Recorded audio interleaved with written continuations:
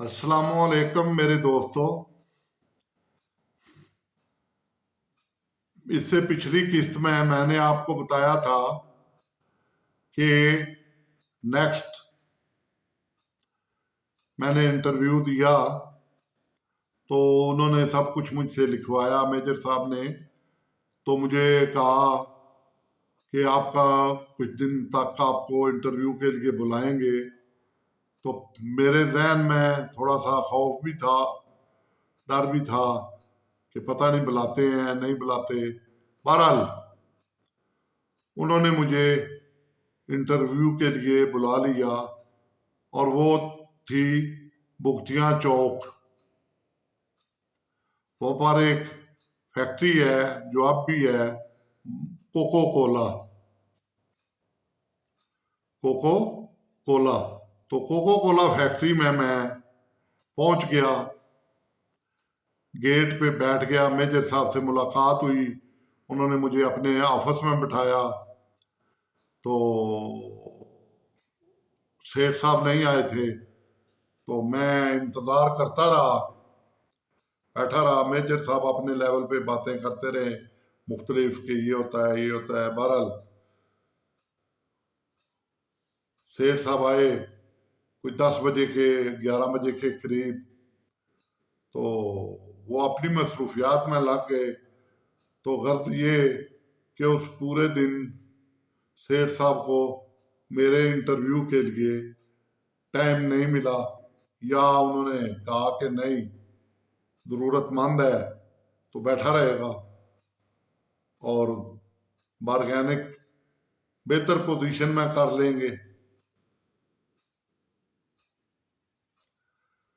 तो बहरहाल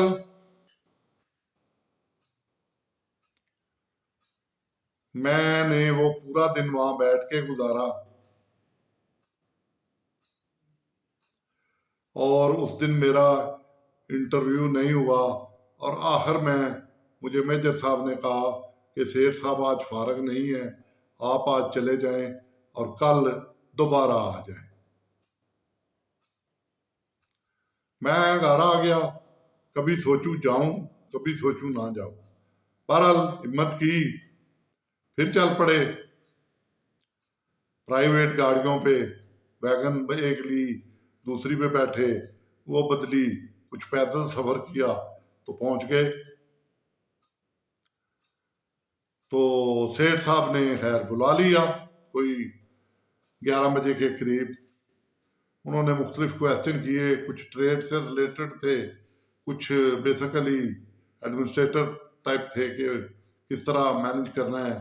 और उनका पूरा फ्लीट ही तकरीबन बैठा हुआ था। तो मैंने सैलरी मांगी तो उन्होंने खैर सैलरी बेहतर दे दी। कोई 7,500 के करीब, 28,000 वाले बंदे को 7,500 के करीब सैलरी मिल गई। हाँ, बेनिफिट ये था कि उसके साथ गाड़ी मिल गई, ड्राइवर मिल गया, 11 लीटर पेट्रोल मिल गया। तो मैनेज करना था। उन्होंने कहा आप चलाएं तो मैं इंशाल्लाह और बेहतर करूंगा। मैंने कहा जी बिल्कुल चलाएंगे, बल्कि दौड़ाएंगे, क्योंकि किराया बच गया, पेट्रोल भी बच जाता था, वो खर्च नहीं होता था पूरा 11 लीटर। वो कभी ड्राइवर डलवा लेता था, ज्यादातर मैं उसे ही दे देता था। सेठ को मैंने कहा कि ये बचता है तो कहता है ड्राइवर को कहा करो। तो बहरहाल वो गाड़ी में कभी डलवा लेता, कभी ना डलवाता। बहरहाल जो भी करता वो उस पर मुनसर था। तो बहरहाल सिलसिला चलता रहा। मैं सुबह 6:30-7 बजे निकलता, बेटे को साथ लेता, उसको सेंट्रल मॉडल स्कूल छोड़ता और उसी गाड़ी पे आगे ड्राइवर लेके मुझे मुक्तियां चौक चला जाता। बाकी दिन को जो कार्रवाई करनी थी, वो टेक्निकल है, वो आपसे शेयर करना आप कहेंगे कि वेस्टेज ऑफ टाइम ही समझ लें, क्योंकि वो सारी गाड़ियां उठाई हमने, वहाँ लेकर गए स्कीम मोड से और उनको फिर ठीक किया। कोई 58 सुजुकी थी, मजदे थे, मुख्तलिफ यानी किस्म की।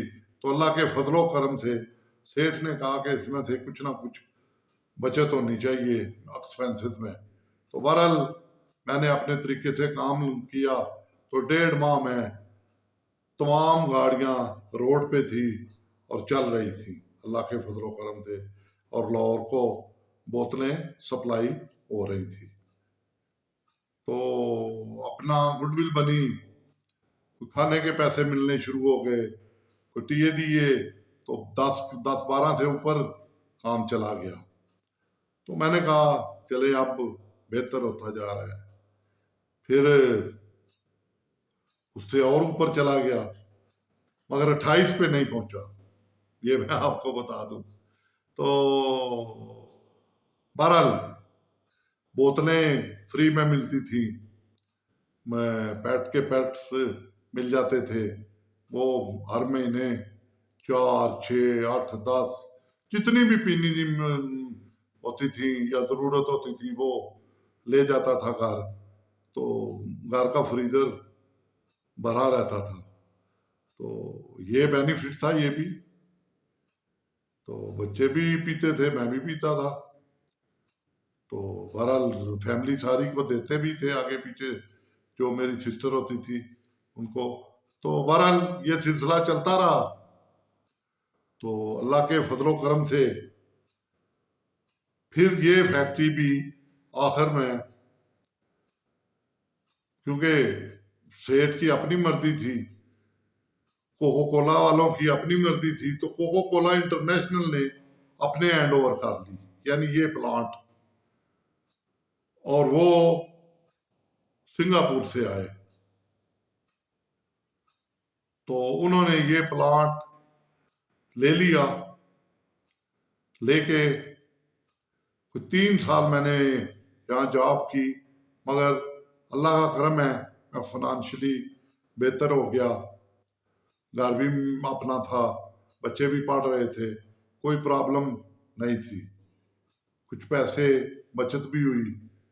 तो खैर सिलसिला चल रहा था।